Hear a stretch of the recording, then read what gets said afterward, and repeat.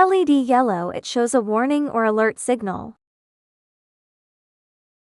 Button, it lets you control when the LED turns on or off. Today, we're going to make a simple and fun program called Simple Button. In this project, we will use a button to control an LED light. Just like a real light switch, but this time, you are the engineer. Here's how it works. When you press the button, the LED will turn on. Release the button, and the LED turns off. Through this activity, you will learn what a button does in a circuit, how the button sends a signal to the program.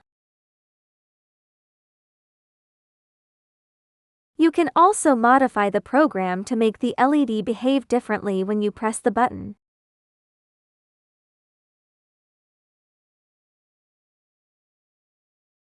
So, let's start coding and make the LED light up with your design.